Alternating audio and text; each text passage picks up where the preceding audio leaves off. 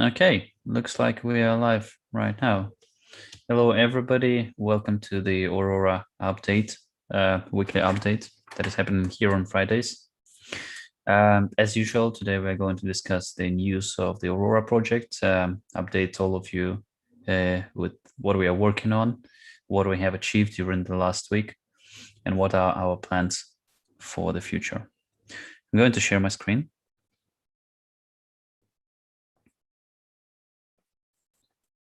Give me just a second. Going to set up everything. Great. Are you able to see my screen? Cool. So as always, we have a pretty straightforward agenda. We are discussing the status and current goal. Then we go to updates on what we are doing, and then we go straight to the discussion and discussing what we are going to do on the next week. So our status is really simple. We are working hard. The whole team is working hard on preparing everything to Aurora release. That is going to happen pretty soon. So I believe it will be safe to say that it's going to happen in the next month or even the next couple of weeks. Yeah, there are lots of things that needs to be done, but I believe everybody are going to update on their stuff right away. And we have had some planned things. So when you're doing the update, please maybe refer to some of the things that have been planned during the last call. I will start with myself. I was planning to do hiring, legal structure, and supportive docs, bridge docs. And yeah, I was working quite a lot on the legal setup of Aurora. I believe we have an approach how to do this. Still, some things are not yet fixed, but we are going to fix it pretty soon. Lots of support in docs, especially preparation and presenting during the town hall. So this Wednesday was the town hall, was preparing a deck for it.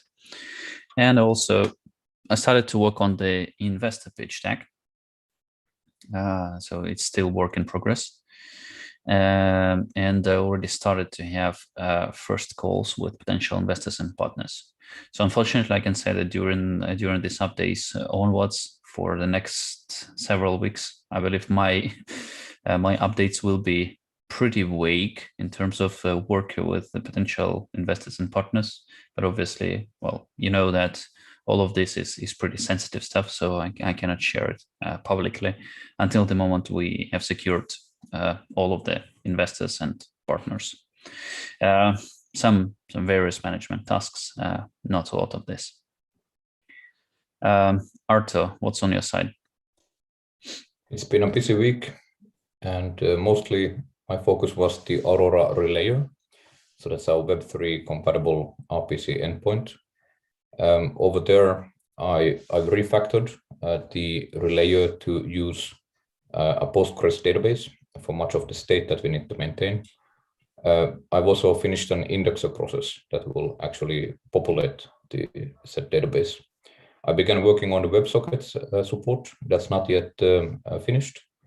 On the other hand, one short comment here. I was speaking to one of the partners. They were interested in having WebSocket support rather than only HTTP API. Yes, I know. On the other hand, for the HTTP API, most every method that can be supported is supported now. I believe we are at something like 95% plus compliance there, or implementation status. Also, in particular, something like the get logs, maybe the most complicated of these methods, is now implemented fully, and that unblocks a number of partners. Some partners also had a request for non-standard APIs. In particular, Geth and Parity both have their own tracing APIs. It's a little bit unfortunate that looks like we'll ultimately need to implement both of those. But I assume that a lot of the implementation under the hood will be shared between those. So I've scoped those out into the tickets shown here, 12 and 13 on the relayer.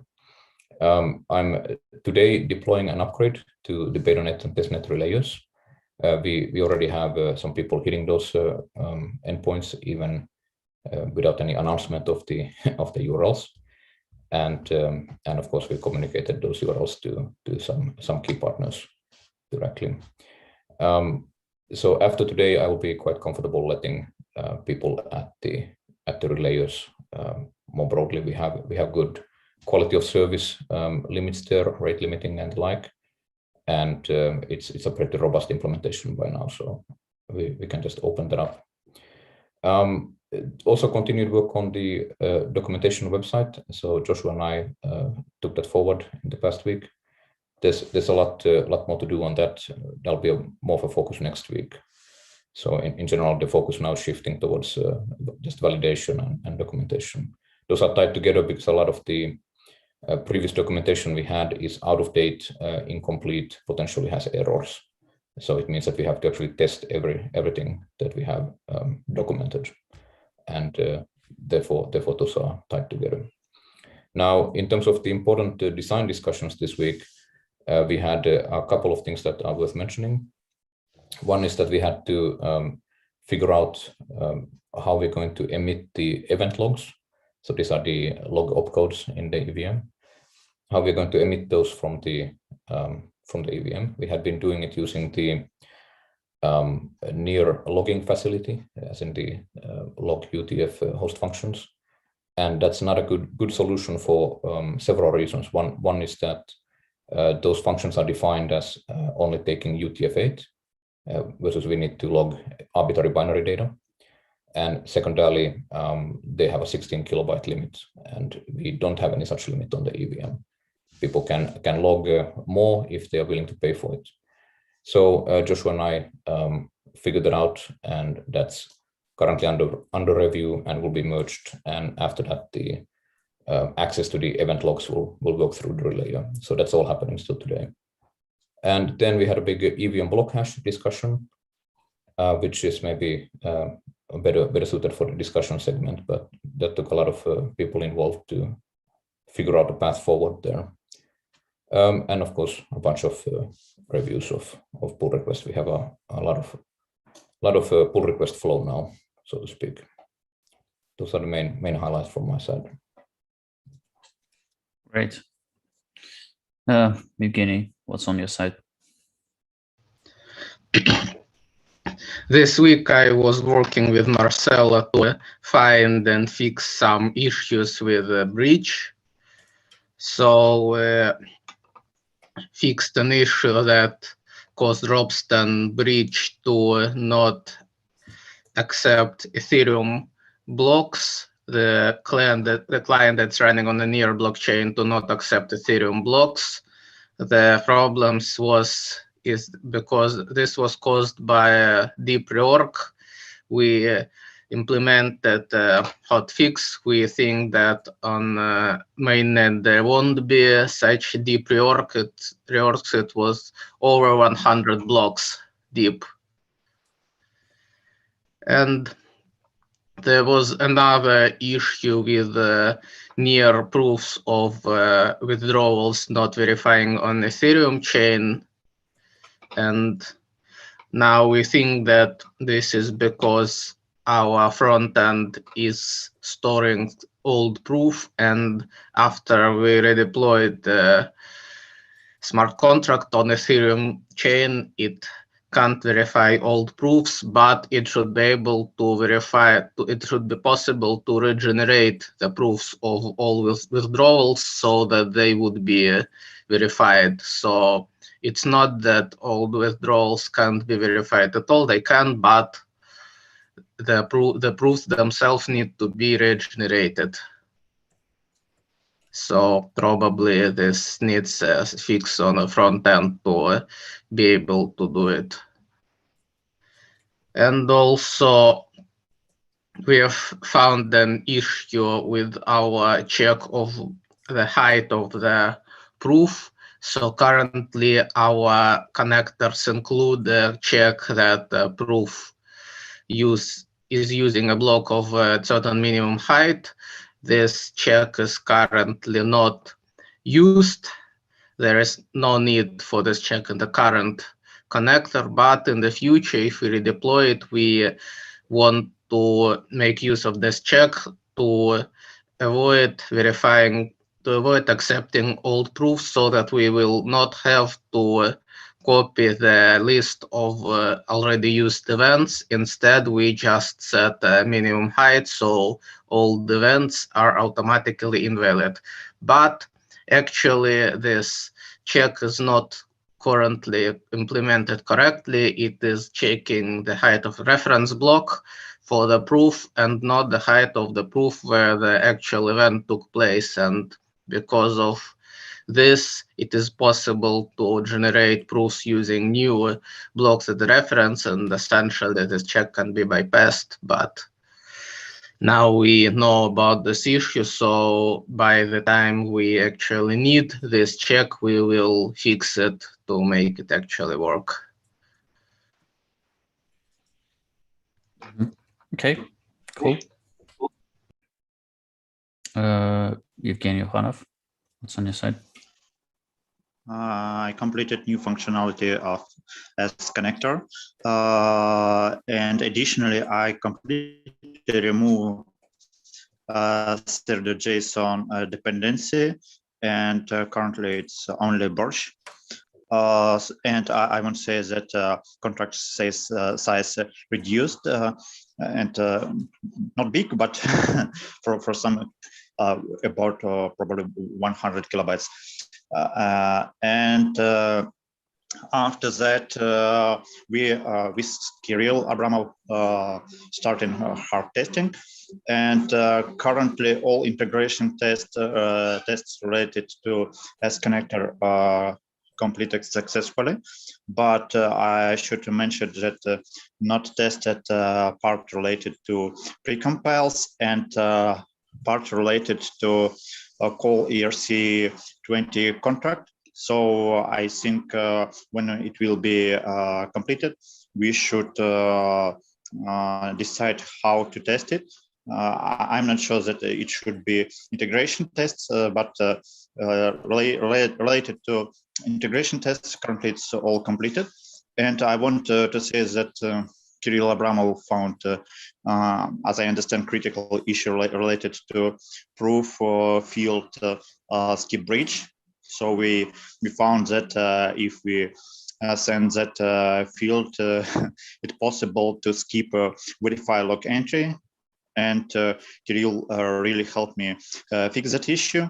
And my current activity not completed is drawing a new diagram for pull request and some formal specification for our reviewers, as we discussed with Arta.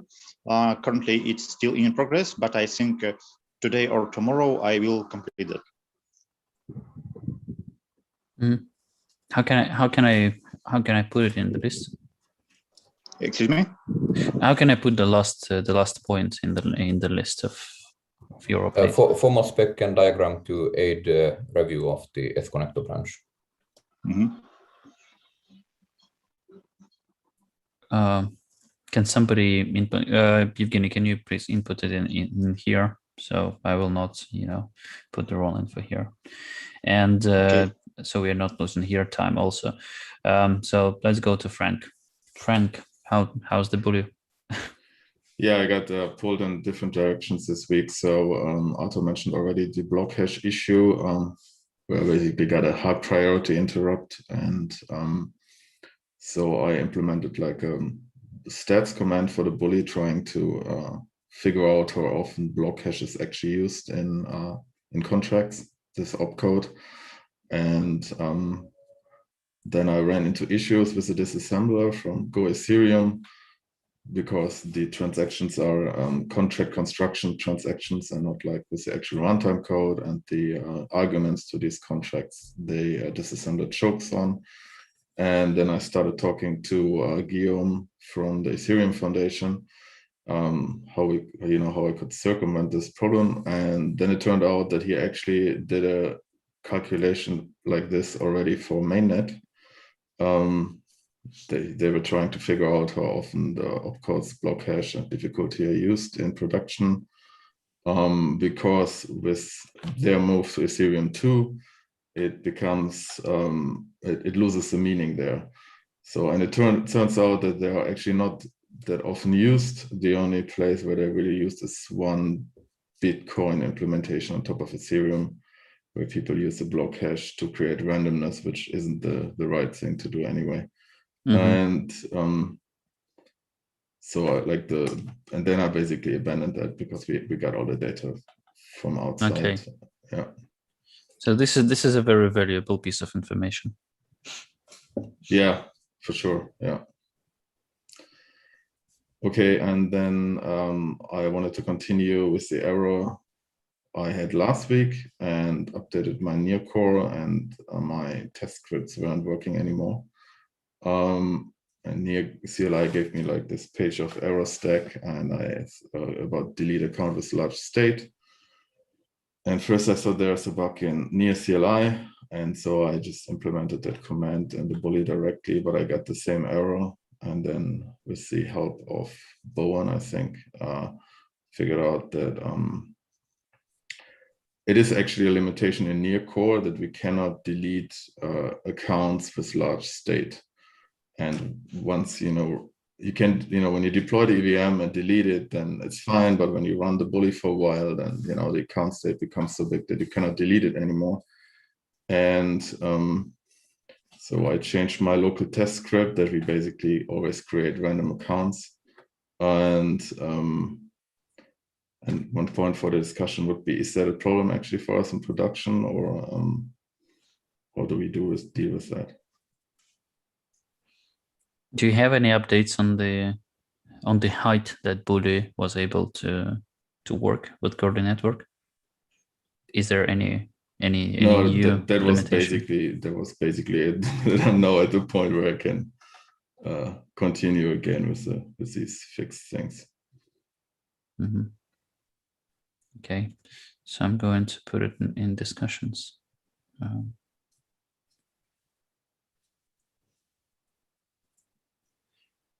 Yep, cool. Thanks. Okay, nice. Joshua, what's on your side? Lots of work, I see. You're muted, unfortunately. Yep, my bad. Yeah, like everyone else this week, block hash discussion, which I guess we'll talk about in this call maybe. But the result of that is just that we're just going to return 0 for now.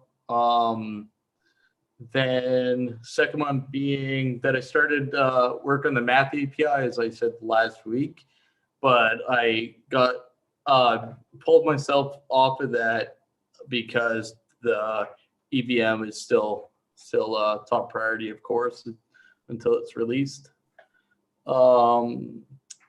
Then after that, I reviewed the backend engine implementation because I felt like there was something not right about it. There was a lot of dummy data, so I just wanted to make sure that all the stuff that we were returning made sense.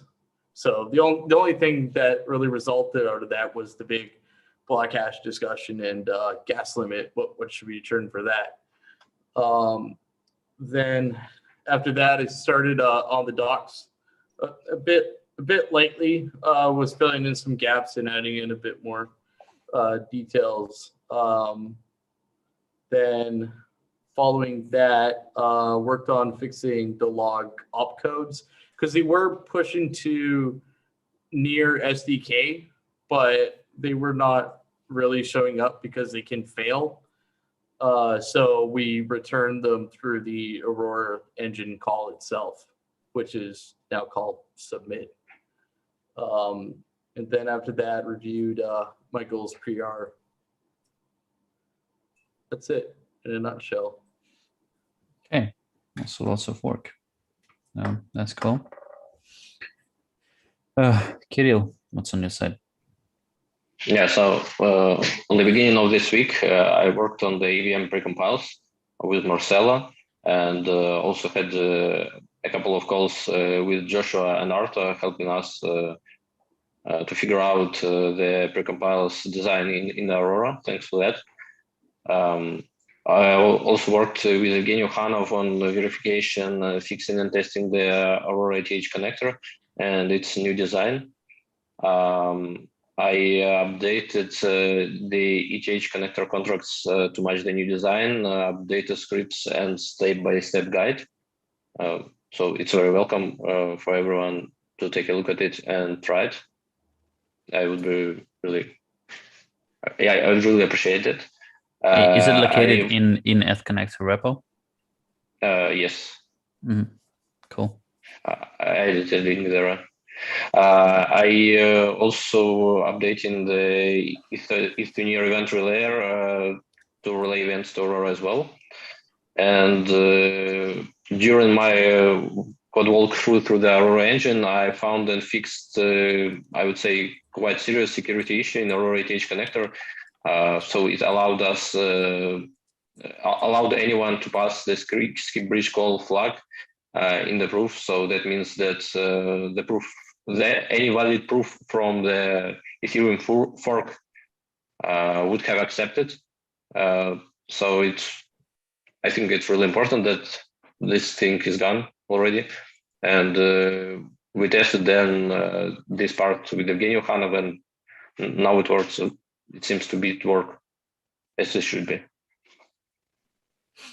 Okay, nice catch. Nice catch. Marcelo, what's on your side? Yeah, well, the main topic of this week was building the RC20 connector. I would say right now it's like 70-80% done. Like all the components are built, but I need to connect them to each other. So it's not done yet. On the other side, I was doing, I got some help from Kirill, mostly on the precompile side, which I appreciate. I was working closely with Evgeny on some of the issues he already described about dropstem withdrawals. Also, well, some time giving support for bridge-related channels. We still need to improve our UX in several places. Well, for now, some manual intervention still helps. And I had one important discussion with Mario from our SRE team that will help us set up a proper release process for the bridge, and will improve in general the development experience, I expect. Yeah, so that's it. Okay, just want to say not hurry up publishing CLI to NPM because it needs to be refactored. Okay. Sorry, what? Do not hurry in publishing CLI to NPM. Yeah. It's just about making the README working without needing to pull this code. So if anyone wants to test the bridge locally, they can use CLI from NPM, but not that it will be a tool that we will be supporting for regular usage. Yeah. Did you already publish it? No. Okay. Cool. Okay, probably. Oh yeah. Okay. Do we actually need to? Do we have in the discussion ERC20 connector? No. Okay, no problem. Cool. Matt, what's on your side? So yeah, most of this week was finishing the Aurora Bridge UI prototype, and then handing that over to Pierre, and the design and implementation of the Aurora website. And then there was some management activities related to the Aurora launch, and then some minor things. So we just set up a Basecamp project for Alex B and myself, because the number of little tasks related to the website kind of exploded as things came together. And so we set up a little Basecamp project to manage those tasks, and started a final punch list for the launch on the Trello board. And then some just minor things, various meetings and discussions, and started compiling a list of investor leads. Okay, cool. Michael? So this week I was working mostly on the benchmarks. I think those are in good shape. There's a comment from Alexei Kladov that I'll address today, but that should get merged. The sort of summary of that is doing precompiles and WASM directly is too expensive. So the Math API PR is pretty important. The benchmarks also served as some nice test cases. So I found and fixed a couple of bugs. And then I was working on this block hash opcode discussion along with others, as we've talked about already. Okay, cool. Pierre, good night. What's on your side? Thanks. So this week, so the first part of the week, I was working on in-ear. So that's almost done. The front end is ready. The only thing that's missing is testing the unlocking and burning on tokens, which I couldn't test because we had the issue with the Rainbow Bridge. And so then I started working on Aurora, so I'll have to get back to it sometime next week. And so yeah, after that, I was working on Aurora, reviewing the front-end code that Matt handed over, and so started working on the connector to integrate everything. Cool. You want to add something else? No, that's it. I think after in the discussions, I put some items. It's just a couple of things that I want to make sure and check whom to ask if needed. Okay. Yeah, I just well, potentially maybe just to spend 10 more seconds to give everyone a little bit of stats on how the Rainbow Bridge is working right now. A little bit of stats here. So the total amount of assets breached over the bridge is now more than 800,000 US dollars, recalculated obviously from all of the assets, and the ERC20 locker is now holding almost 686,000. So pretty good stats. Everything is growing, and we have some transactions happening that are happening pretty recently. And as you can see, there are different transactions. Some of them are lock-in transactions. The other are unlocking transactions. So people are moving tokens to near and back. Cool. So let's go straight into the discussions. Art, this is yours, isn't it? Or this is Pierre's? Pierre, things required for Aurora web app integration, yeah? I think this is mine. Yeah, that's Pierre's. Yeah. Can you comment on this? Yeah, so basically it's just a short list of things that I'll need next week for completing the integration. So the first one will be the MetaMask RPC, having a way to connect MetaMask to Aurora directly. Then the second one is so on the what does it mean? Do we need to support it, or isn't MetaMask just working with some kind of natural Ethereum RPC? So for this, we just need the endpoint and the relevant metadata information to register it on MetaMask. Yeah, I'll give that to you, and I'm testing with MetaMask, and it appears to be working pretty well now. Okay, great. Cool. The next item is, so on the front end, once a lock or burn is made, then we're just waiting. And so we need a way for the front end to know, okay, has this transfer finalized yet? So I'm not sure about the details of how the relayer is working on this. Well, let's discuss. So what's the reason for you to understand?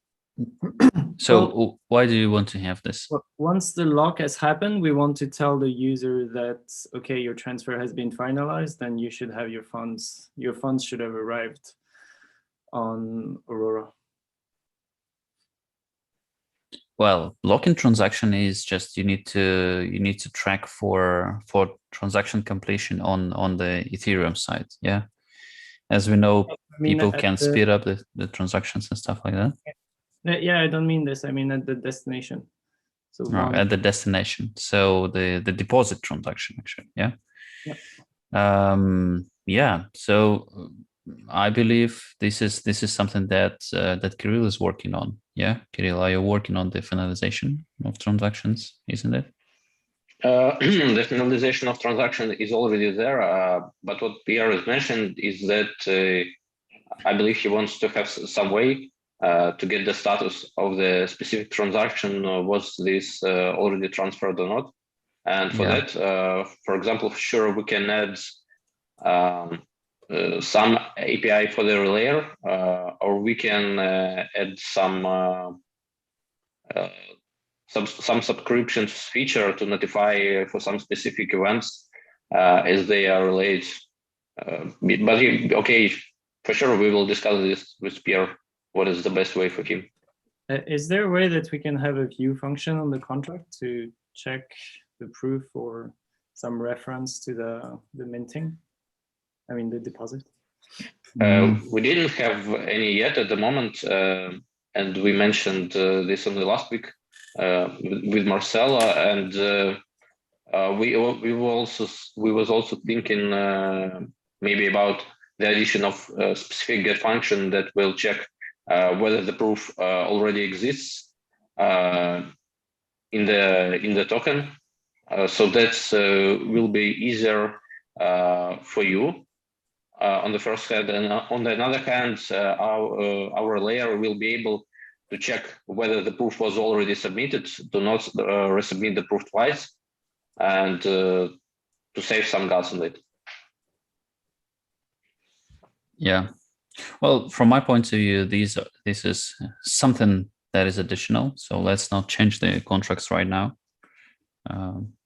We can fix this with other means, the means that are outside the blockchain. So if we can keep it outside the blockchain. The problem fixing this outside of the blockchain is that most of our components right now are stateless.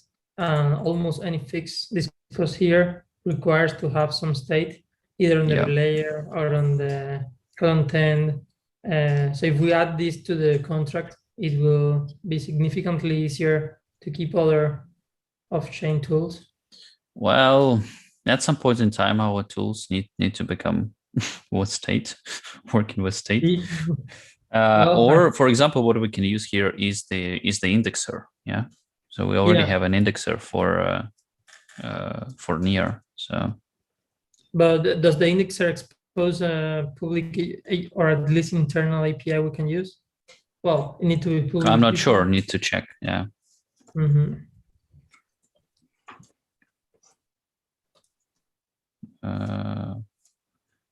To keep our tools stateless. Cool. What's the next thing? The next one is once we transfer a token to Aurora, what was the latest on the discussion whether we were keeping a mapping between the original ERC20 and the minted ERC20? Yeah, this mapping is in Aurora. It's stored inside of Aurora. So probably, do you need to have an address? Yeah, do you need to have a view method for this? Yeah, well, definitely need a view method to check the address. I'll make a. Go ahead. Sorry. I'll make a small write-up with how it's done. I already make this, so you can use it easily. Great. Okay. That, and then the last one, burn contract call. Yeah, so that's just the API for burning tokens when sending back from Aurora to Ethereum.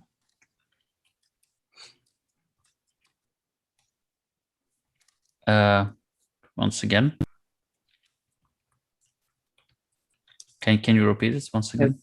So this is just to know the contract API to withdraw or burn the minted tokens from Aurora back to Ethereum. So this is done. This is done through what we call exit to Ethereum precompile. So in order to schedule this, this is going to be an ordinary transaction that is signed through MetaMask, but with the destination chain being Aurora. What's the status actually of this precompile? I believe what Pierre mentioned is that the burn contract call itself.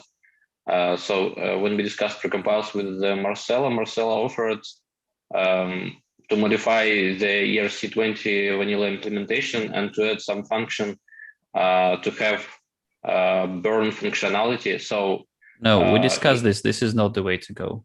The reason for this, so we need to have a separate precompile for this. The reason for this is that ERC20 implementations, and actually today was speaking to the partner. They have their own token and they would like to deploy this token to Aurora, and they do not want to modify the ERC20 logic because they have the ERC20 logic and some additional pieces. We do not want to force all of the partners that are having already their contracts and their token to add something to this contract. So instead, what we are doing is the following: we are implementing the exit to Ethereum precompile that is actually going to take a bridge token address, and then it will take recipient amount. So this is what this precompile is taken, and then this precompile is checking that the bridge token address is actually some kind of is actually an address of the bridge token, and then it goes directly into the state of this token and removes a specific amount from the message sender, and issues and then Aurora and then does the transfer to factory, or if it is does the transfer to the factory. It is better that it doesn't just remove the amount from the sender's balance, actually have the sender send those tokens to this account. So it but this is ERC20. Okay. Yes, so it should send similar to you're sending a token to token locker.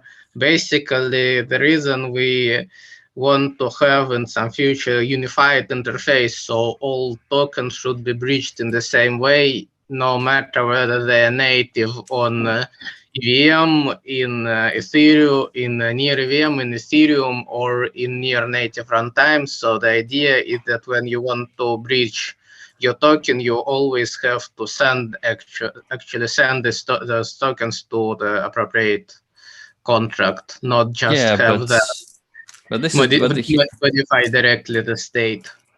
Yeah, but this is the question: how we can implement the sending of the ERC20 token is a contract call to the ERC20 contract. Yeah, we are not able to. We're not able to attach these things to the recipient. How can we attach the recipient?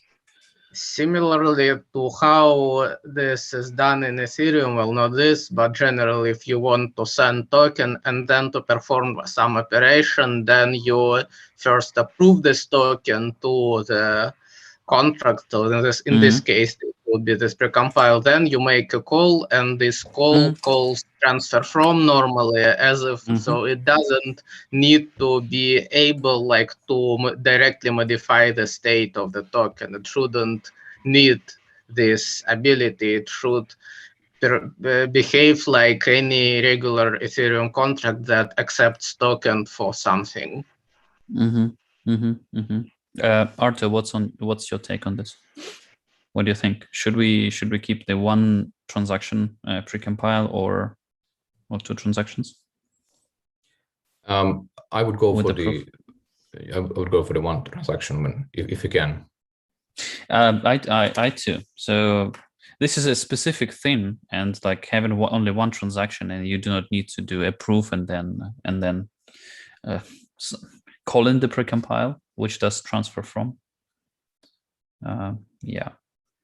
Anyway, we need to delete these tokens from the precompile in order for the ERC20 to correctly show the total total amount of the tokens we breached and again stuff like that. know that the total amount for breached token is not really meaningful because it's not the total actual token. Well, it is meaningful because it says what is the amount of breached token in Aurora, or what is the amount of the tokens that are breached to near as a whole. So it gives us, it has some sense. So the problem with this approach is that when maybe in the future we implement the ability to breach native tokens from EVM back to, well, not back, like tokens which are native to EVM, which will probably exist at some point because some of the contracts that are going to want to be deployed to EVM have their own tokens, and we want to breach those tokens to Ethereum, and then ideally, we want to have the same interface for all bridging, but for those tokens, this approach with single transaction won't work. Yeah, I understand what you're saying. So let's probably think of this a little bit later when there are Aurora native tokens that we want to bridge to Ethereum. Absolutely the same thing as we are. So let's delay this problem, the solution of this problem, because it's the same as with bridging NMP 141s. So we're not supporting it right now, though the value of the current approach is already there. Yeah. So we have near blockchain getting some tokens. But yeah, I hear you. Let me put it here. Should be called. So I'm going to put idea. This can be used. This can make us reuse the logic of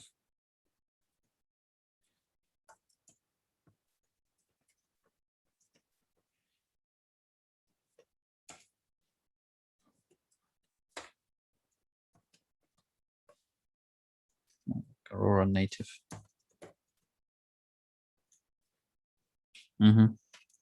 Okay. Any additional points here? What to discuss?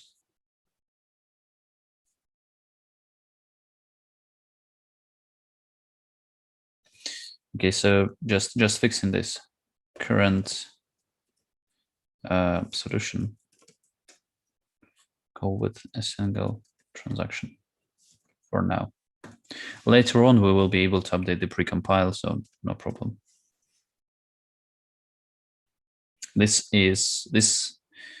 Okay. This actually precompile will help us to make use of the composability of transactions, literally. So there will be an interesting way how to do it. So some contract executes and is actually calling the precompile. Yeah, without an approve, without an additional transaction.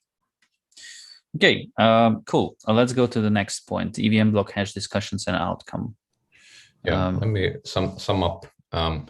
So the problem started from the block hash opcode, which is the most difficult opcode to implement in the EVM because it gives you access to the last 256 block hashes.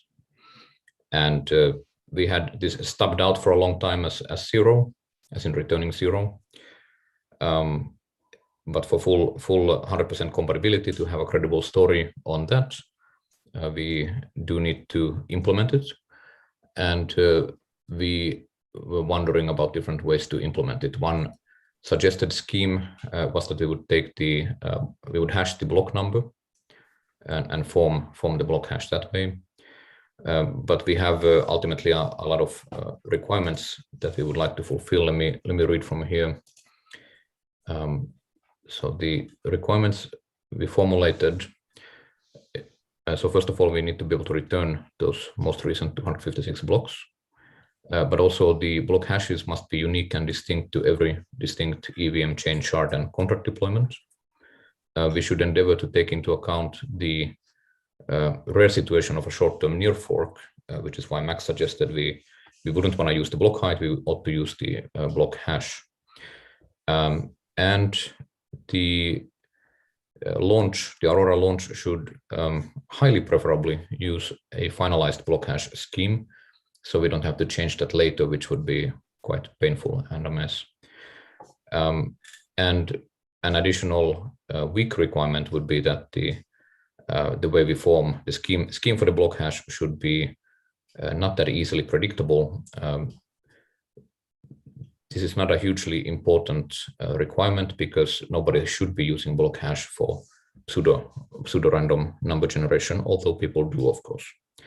So given those requirements, we wanted to implement it as a hash, a Keccak hash of the chain ID, the block hash, as in the near block hash, and the EVM contract account. However, that wasn't really feasible because we couldn't get at the contract hash. The host function is not exposed. Looks like somebody's phone here is ringing. So the host function needs to be added. So that's been tasked out. Michael is working on that. We initially thought that this would be a high priority for launch, but we lowered the priority after Frank gave us some data on how frequently or infrequently this instruction is used. So at the moment, the plan is that for launch, we're going to have a dummy instruction and basically hope that nobody needs it. And we will deploy a protocol upgrade over the summer, which will add the block hash accessors, the host functions, using which the contract will be able to calculate proper hashes inside itself. And the relayer, the Web3 compatible relayer, which also deals with block hashes quite extensively, that will have the correct scheme from the beginning, with the assumption that the contract will catch up once it has that protocol upgrade eventually. So that pretty much summarizes the plan here. Launch with this one instruction broken, basically, and based on the data we have, it shouldn't be a blocker for anybody, we hope, and then fix that up over the summer. So I would love to see. I would love to see what was the logic of the people that were adding this precompile, what they were intended. It's not a precompile though; it's just an opcode. Yeah, the opcodes. Yeah. Sorry, the opcode. Yeah. Well, what was the intended usage? It probably was about random number generation, although that's really a bad way to do it. Yeah. But it was most likely about that. Well, the problem with using near block hashes is they can be manipulated more easily than Ethereum block hashes. So in Ethereum, there is proof of work, so the block is determined after you get the correct nonce, and it takes a lot of work to get the correct nonce. So if you want to manipulate block hash, you may need to discard some valid nonces, and this is costs a lot. In Near, it costs much less. Basically, for block producer, it's free to change the current block's hash by generating a different signature. So using Near block hash won't get you even the same level of security in terms of randomness as Ethereum block hash. Sure. So, well, I don't like the idea of using Near block hash because this doesn't really gain us, and it doesn't gain us much on top of hash of the block number or hash of the block number and chain ID or something like this. But it requires a separate change to our Near protocol just for that. And well, I think there are multiple different ways Ethereum block hash can be used. So one way is just to get some random looking value. For this, hash of the block height will work because it's a hash, it's kind of random looking unique value. Then, as some people noted, it is possible to get block hash from Ethereum and then use it in Web3 API to look up the block by hash. This can be implemented with any scheme. We just need to have our Web3 API, our RPC servers to actually use the same block hashes as the keys to return the appropriate kind of blocks for those block hashes. Doesn't matter which values are used as block hashes as long as they're unique. So you can use this value to identify the block to return. That's And correct. then there is a use, I don't know if anyone who is actually using it for randomness, but we probably without proper randomness beacon, well, we have some randomness values in let's be clear. Let's be clear that the randomness question is separate. I don't care if block hash will not give people randomness. We are not aiming to do that. So let's leave that out. Yeah. Well, if it's not random, then what's the problem with using hash of the block height? For all other use cases. Yeah, the problem with that was a couple-fold, as I remember. So one was that it doesn't give us uniqueness as easily, uniqueness of the resulting hashes.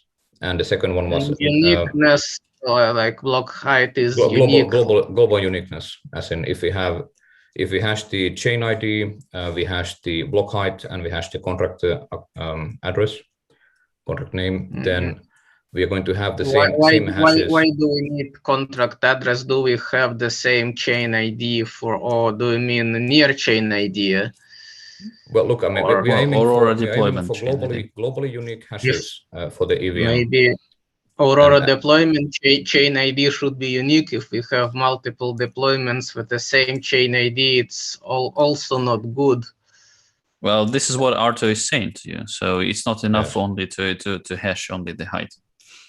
Right. We need to hash those pieces of information. If we want them to be unique across all deployment, then we can hash block height and chain ID. We suppose that chain ID is unique across deployments, so this should be enough then. But you still have to consider the chart.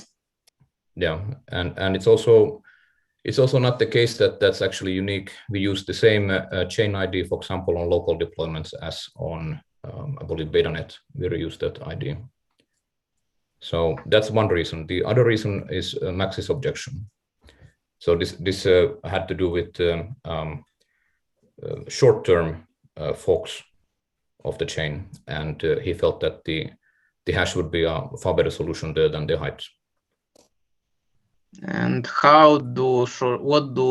what bad happens if the block hash on the short fork happens to match block hash on a different fork? Like what? That I think you would have to take up with Max. We didn't dig deeper into that so question. What's the impact of this problem? As I said, you have to take that up with Max.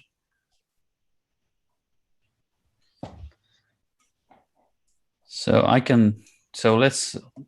here's the action item, or is it too late to decide on this? I believe we have a plan. Look, Alex, we have discussed this endlessly over the week. It's done. We're not going to spend more time on this. Cool. I super cool. Yeah. A quick answer to what Frank was saying is that we cannot return a random value just because it needs to be consistent everywhere. Round trippable and compatible. Well, hash is consistent everywhere. That's correct. Okay, so let's not stop here for a long period of time. let's go into the next item. This is something that I added here, customer ERC20 contract. So as I said to you, as I briefly mentioned this, I have had a chat with a partner that would like to, in order for his solution to work, he needs his token deployment on Aurora to be of an extended version of the ERC20 standard. So the standard is called ERC 665, I believe, or 667. I'm not quite sure. I need to check. Probably 665.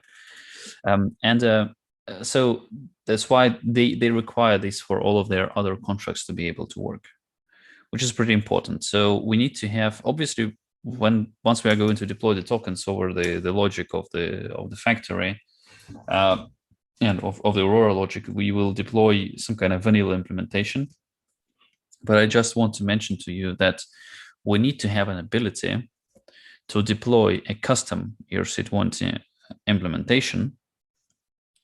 And so this needs to be need to have a way to deploy it. Most probably this is a separate function to Aurora, separate method in Aurora contract. And this method needs to deploy a new ERC20 token and change in the mapping of the in between NEP-141s and the ERC20s in Aurora, change the contract to which it is pointing out. Obviously, there will be some kind of problem if we are doing this not from the very beginning, but at some point in time, because we need to migrate all of the balances and stuff like that. But potentially, this is also something that can be done. Just wanted to mention this because obviously, probably this is not something that we are going to do right here, right now, but this is something that we are going to encounter very quickly, like maybe in a couple of weeks. So if we are able to, if Marcelo, what's your take on this? Since you are working right now on the NEP-141 bridge into to Aurora, what's your first reaction on this? Well, first of all, I need to understand how this new new standard works. In general, it doesn't matter. It's just a custom ERC20 interfaced contract. So we just need to have a way to deploy a custom contract and say that this is the representation of this specific NEP-141 that is located what is the problem? That I understood it was a different standard. If it's we do not want to use any other functions from that standard. It is up to the client to use these functions. So what's the problem? I don't understand. Like, you can use the regular ERC20 functions to bridge tokens outside of the. Yeah, the problem is that we have a function to deploy ERC20. Yeah, a deploy bridge token. This is the same function that we have in the factory right now for NEP-141s. And this function deploys a vanilla implementation of NEP-141. Yeah, and for Aurora, it's going to implement a vanilla implementation of the ERC20, probably from OpenZeppelin. Yeah. Yeah, that's correct. Okay, so now, and this is something that is going to happen for all of the tokens. But now it is not enough for the my recommendation. If I see he wants to have the same interface in our site. That's correct. Yes. Well, in that case, like from the top of my head, what I can think is that he can actually deploy the new ERC20 with an extra function that allows him to exchange, like to send tokens from the vanilla implementation to the new implementation, and well, you interact with the other implementation. It's a little bit more cumbersome. It's much more cumbersome because we need we again forcing people to change their contracts. And again, this is Marcelo. This is also very connected with the way how some stable coins are working. Yeah, remember we have started a discussion about the fact that stablecoins need to be able to blacklist other people, and they have some tools that are working on. Separate discussion, and I have my opinions on that. But well, in this regard, I don't think it would be easy to deploy other than the vanilla implementation, because otherwise we need to like inspect and whitelist ourselves some custom implementations, and it may be easy to misread or miss something there. So in general, I think it's on the developer, the user of that contract to actually handle this, like interact with our interface right now. Okay, I think it's not going to be a very complicated thing, like at all. What? The enablement of the ERC custom ERC20 contracts. So maybe we can discuss with you. No, it's not a technical problem. It's a security problem. We need. If I understand your proposal, is that you want to allow somehow the users to deploy custom ERC20 tokens from our factories. It's not a user. It is us who is going to, well, us. It is going to be the decision of the Aurora, or of any entity that is managing Aurora to deploy a custom. You are claiming this is the admin method. So this is centralized then, right? Well, it depends on the governance structure. If Aurora is governed by DAO, which is probably going to be the case, then this is a decentralized decision. Well, I already told you my take on this. I don't think we should go through that path. I personally don't like it. Okay. But technically, it is possible. Okay, Alex, I also agree with Marcelo on this. Just I'm wondering is it possible to like bridge the bytecode from Ethereum? If we bridge, absolutely no problem. Why not? Probably it won't work. I mean, but it won't work as is. Yeah. Yeah, if you just copy bytecode from some Ethereum account to some EVM account, it won't just work, because it's not your state and you don't know what state you need to copy, like what state you don't need to copy. It can't be just automated. And I think if we need to have some of those bridge tokens have some special behavior, maybe we want to have either different connectors for them, or at least the token themselves shouldn't be deployed by the connector. Normally, it's some special process. Not well, the connector, the connector for bridging something to Aurora, it means that we need to change the code of Aurora. So here we have less versatility in comparison to the near runtime, just because the bridge is located in the near runtime. Well, Randall bridge lends tokens in the near runtime. So what about the payload of the transaction that deployed the contracts on Ethereum with the constructor arguments? It is not enough, because in that transactions there are always in the init methods there is some kind of initial supply of the tokens and the initial distribution.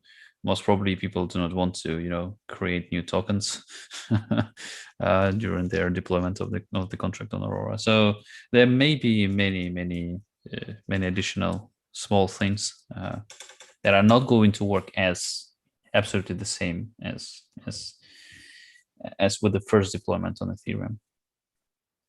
Okay, let's discuss this. I believe this is going to be a hot topic. So cool. It's super cool that we have different opinions on this. Let's discuss. Maybe we can generate a good idea how to handle these cases. Cool. Let's go further. How do we deal with near core limitation of deletion of the contracts? Is that a problem? Is that a problem for us? That was an interesting limitation. So 10 kilobytes, that's the limit, and larger we can't delete. Yeah. Yeah, for the state, not the contract itself. And of course, the Bowen's suggestion of deleting state from inside the contract itself, as in managing our own storage.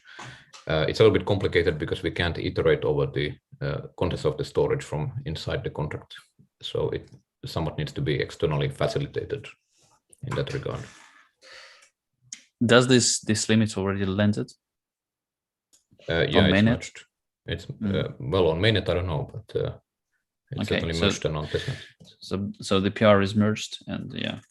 But it shouldn't be a problem on mainnet, right? Like, this is only a problem when we want to delete the whole Aurora account, which we'll probably never want to do on mainnet, or is there some like migration use case that I'm not aware of?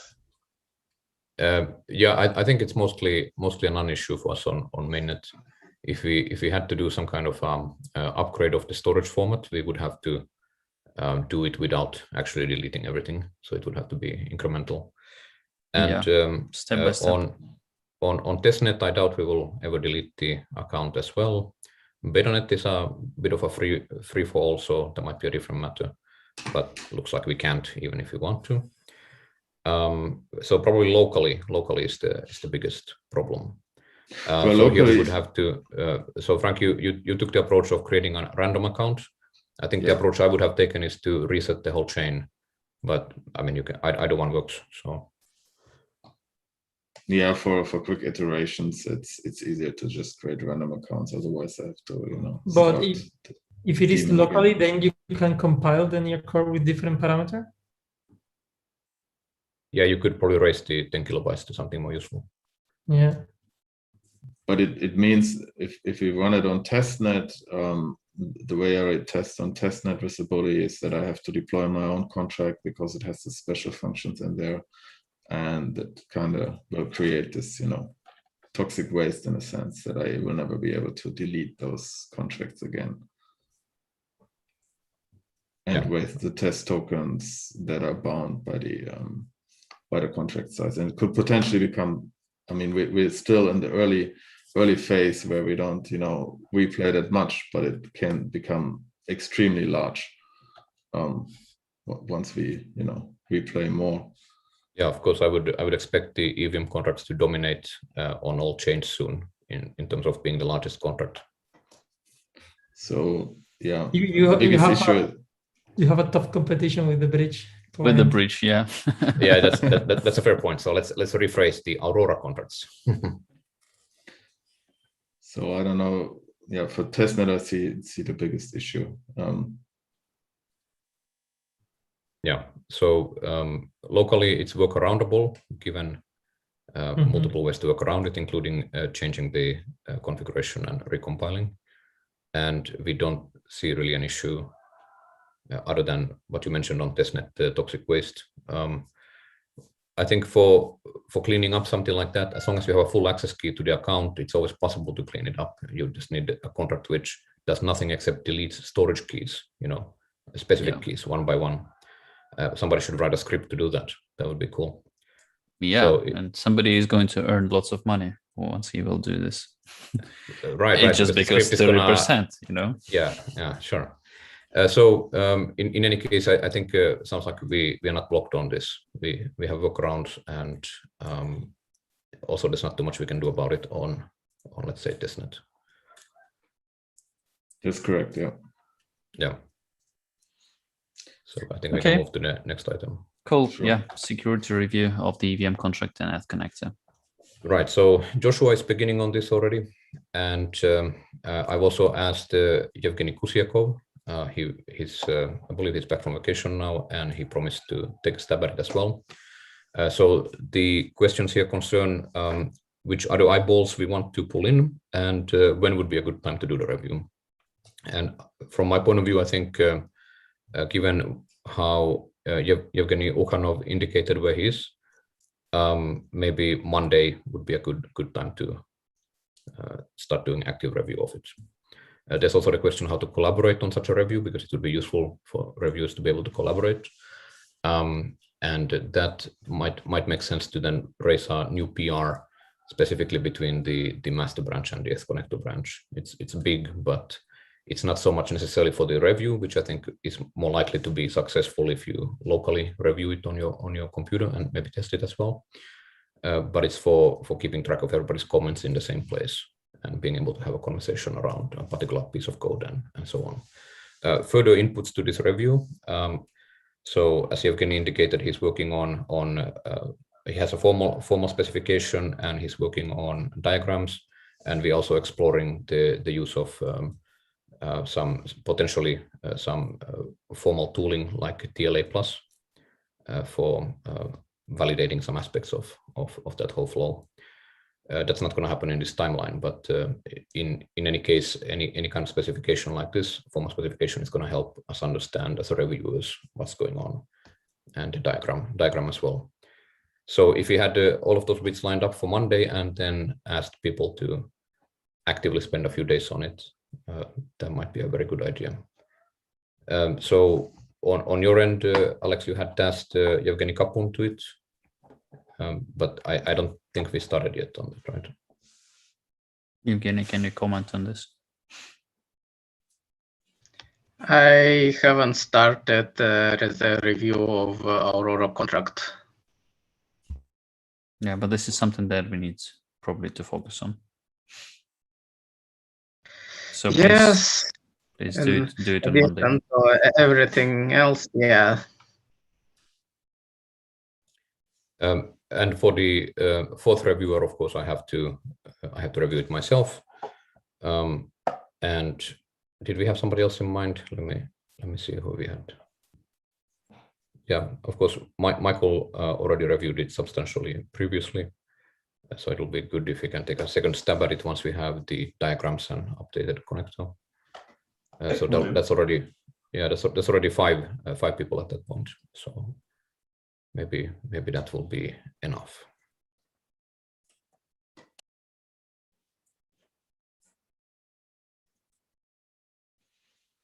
Okay.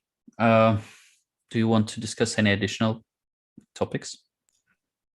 I think this meeting was long enough. We can probably start letting people go soon. Cool. Yeah. So very, very short. Let's close this with our plans for the next week.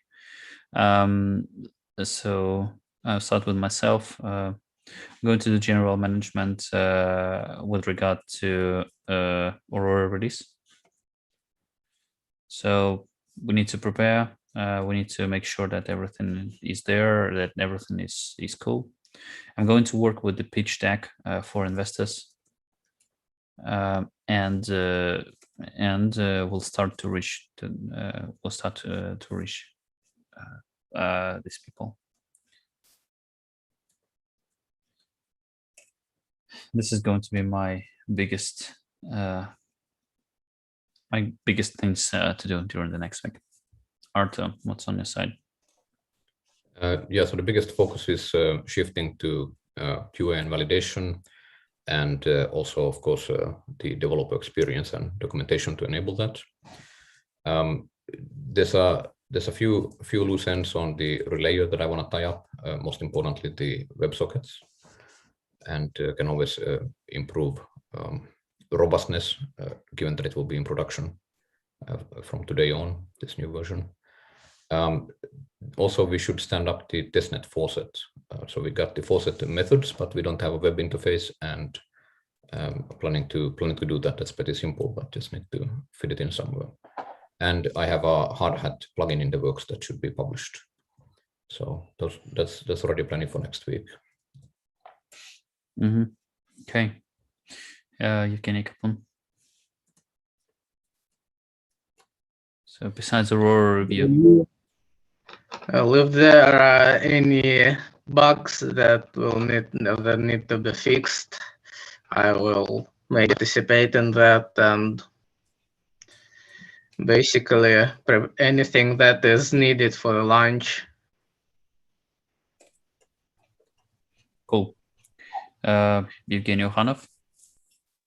So next week, as Arto mentioned, I should complete formal specs and diagrams. I'm not familiar with TLA Plus, but main goal related to easily understand for people who don't know how all the things work. So we should have we should help people to understand how it works and validate pull requests and as connector. So after that, I should testing as connector with Kirill, I believe, and probably will be some additional tests.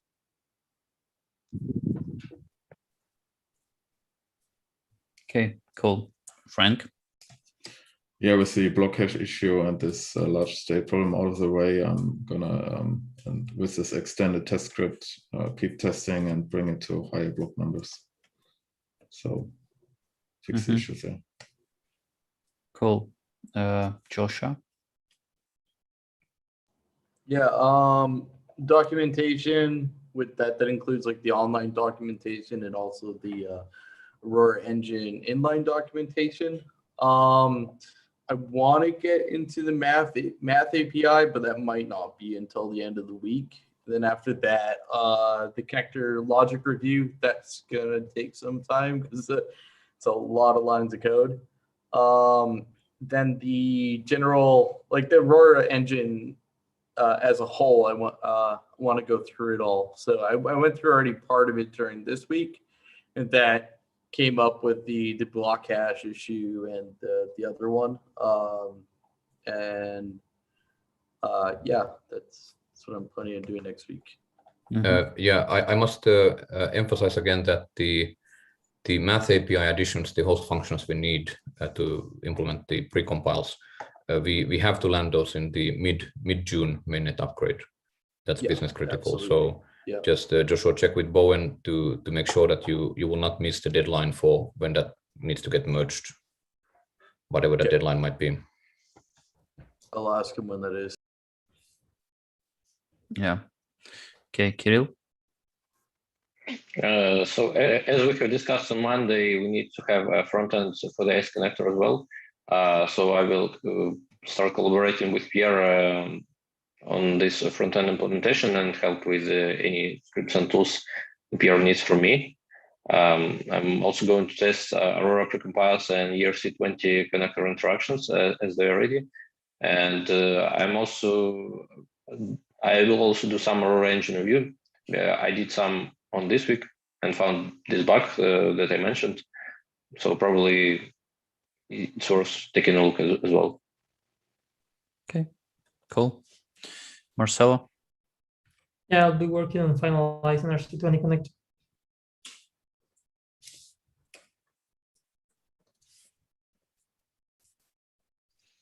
Cool. Matt? Yeah, finalizing the website and all the activities related to the Aurora release. Okay, cool. Michael?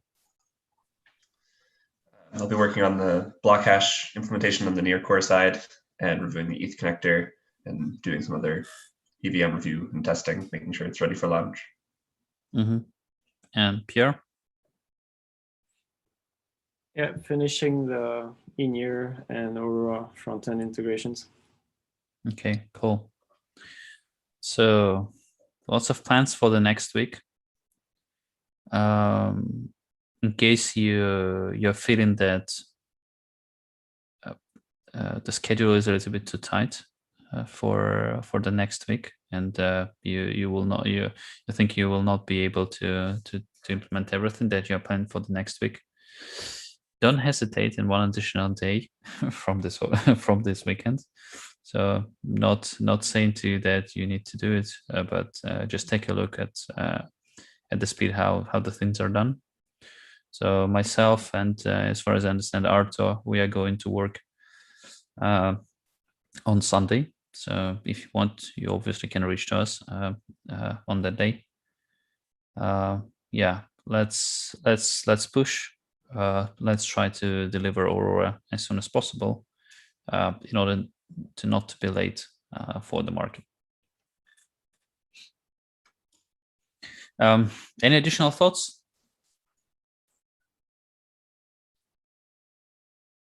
Nope.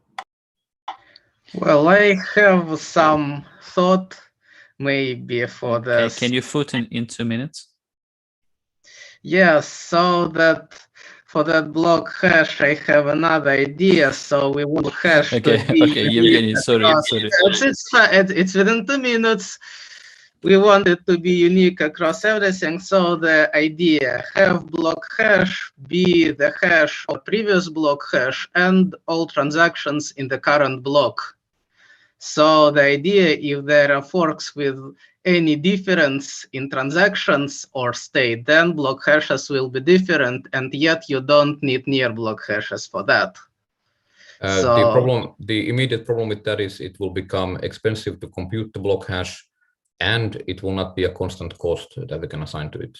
That was one requirement which I neglected from the list. We can store it in EVM contract, so we compute it once we process transactions and store it, and then the actual block hash of code will just get this value from storage, so it will be constant cost. And hashing the cost of transactions is cheaper than actually executing them, much cheaper, so it shouldn't add too much to the cost. But well, we are already operating transactions. We are already operating past the gas limits, so to speak, on the EVM contract. It would be good to not add things that cost gas to it. We have a protocol upgrade in the works. It will be delivered in middle of June. Everybody's happy with it. Bowen is happy with it. Max is happy with it. Don't see really a problem with it. We can access the last 256 hashes, and we're good. So I would suggest take it up in the channel if you want to push this. But really, this has already been. We all spent a lot of time on this week, and I don't think there's too much more benefit to be gained here. This is already a dead horse as far as I'm concerned. Yes. Okay. So Evgeny, thanks for the input. Please continue async, but before you will continue, check what is the solution that is used right now. Okay, so we have had a couple of people who were joining us and commenting during the stream. Shout out to them. Thanks for joining. Thanks for your activity. I was answering the questions async. Cool that you are watching us and supporting us. And see you all next week. Goodbye. Bye-bye. Have a nice weekend. See you. Bye, guys. Bye.